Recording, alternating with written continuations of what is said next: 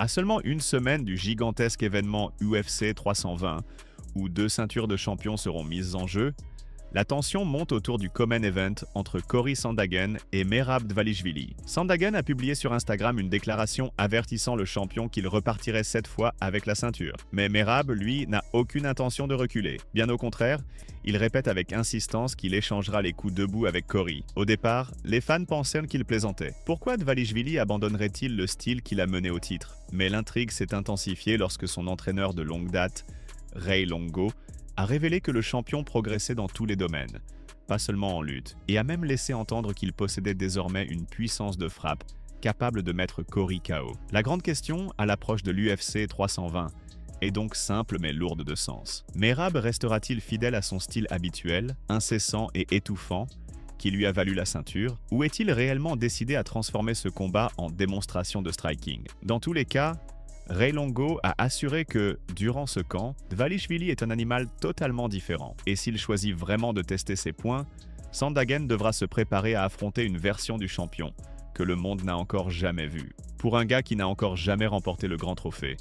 Et je sais que Kenny ainsi que beaucoup d'autres attendent vraiment de voir comment il va gérer cette épreuve presque insurmontable. Honnêtement, je l'avoue, j'ai toujours été un grand admirateur de Cory Sandhagen, depuis le tout premier jour. J'aime son état d'esprit, j'aime sa manière d'aborder chaque chose. Sandhagen est dangereux, et c'est son unique chance, n'est-ce pas? Il n'a qu'une seule opportunité. Tu as parlé d'une tâche herculéenne. Franchement, moi non plus je n'aime pas ce mot, mais l'idée est claire, c'est bel et bien un défi extrêmement difficile. Mais je le dis comme je le pense, il est hors de question de sous-estimer Sandhagen. Selon moi, il n'a qu'une seule voie, sortir Merab de l'octogone. Et pour ça, il devra stopper une véritable locomotive lancée droit sur lui. Malgré tout, Sandhagen reste incroyablement talentueux. Alex Pereira a révélé des détails inattendus concernant son premier affrontement avec Magomed Ankalaev lors de l'UFC 313, expliquant pourquoi les choses avaient si mal tourné ce soir-là. Pereira a admis qu'il n'était qu'à 40% de ses capacités et s'étonne encore d'avoir réussi à entrer dans l'octogone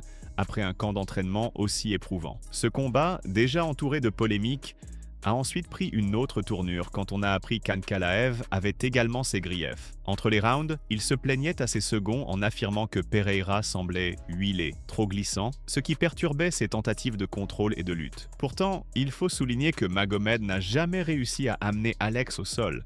Pas une seule fois. Au contraire, c'est même Pereira qui a réalisé une mise au tapis officieuse du Dagestanais, juste après le coup de gong marquant la fin d'un round. Ankalaev n'a pas formulé d'accusation directe, mais il a laissé entendre qu'il avait ressenti quelque chose d'inhabituel. Désormais, à l'approche de l'UFC 320, l'enjeu est immense. Pereira veut prouver sa suprématie chez les mi-lourds, tandis qu'Ankalaev arrive affamé de victoire pour affirmer sa domination et inaugurer une nouvelle ère. Ce duel pourrait complètement bouleverser l'équilibre de la catégorie. Alors, selon vous, Pereira fera-t-il taire les sceptiques ou Ankalaev s'imposera-t-il comme le nouveau roi légitime de la division? Ce à quoi j'ai dû faire face était, pour le dire doucement, loin d'être simple. Mais franchement, si je rassemble tout ce qui se passait avec moi à ce moment-là, c'est presque étrange que j'ai pu entrer dans la cage et livrer ce combat. Je n'essaie pas de me trouver des excuses ni rien de ce genre. Bien sûr, je ne suis pas satisfait de la défaite. Mais en connaissant mon potentiel et en repensant à la façon dont j'ai combattu, je suis moi-même surpris d'avoir pu tenir debout dans de telles conditions. J'ai géré tout ce qui se passait autour de moi. Quand on m'a demandé ce qui avait été le plus difficile lors de l'affrontement contre Magomed Ankalaev en mars, j'ai compris que le pire, c'était les circonstances dans lesquelles j'avais dû entrer dans l'octogone.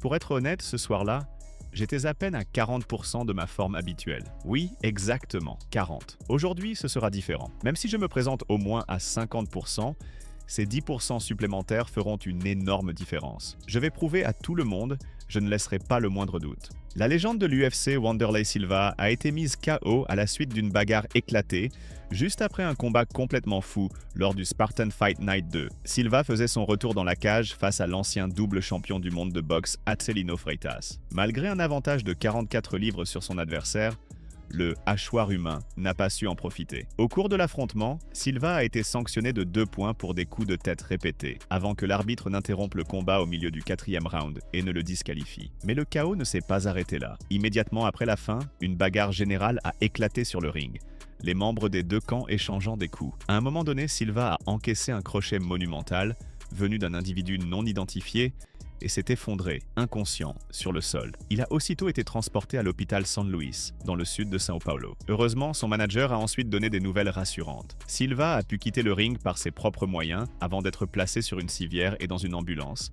et il avait déjà repris connaissance. La direction a insisté sur le fait qu'il s'agissait surtout d'une mesure de précaution. Néanmoins, les images et les récits de ce violent chaos d'après-combat ont profondément choqué les fans. Ce qui devait être un retour triomphal s'est transformé en chaos, laissant le monde du MMA stupéfait. Comme l'a ensuite ironisé Chael Sonnen, Wanderlei Silva a été mis KO par un homme en smoking. Et, aussi surprenant que cela puisse paraître, c'est la stricte vérité. John Jones n'a pas pu résister à l'envie de lancer une pique bien sentie à Dominick Reyes, après que la brève résurgence de sa carrière se soit achevée de la manière la plus cruelle. Samedi soir, lors du gala de l'UFC à Perth, Carlos Ulberg a littéralement détruit Reyes par un KO retentissant, montrant à tous qu'un prétendant sérieux venait d'émerger dans la catégorie des mi-lourds et qu'il pourrait bientôt viser un combat pour le titre. La tentative de Reyes de revenir parmi l'élite s'est terminée pour lui de la pire des façons. Immédiatement après le combat, Jones s'est connecté à la conférence de presse d'après-match diffusée en direct sur Instagram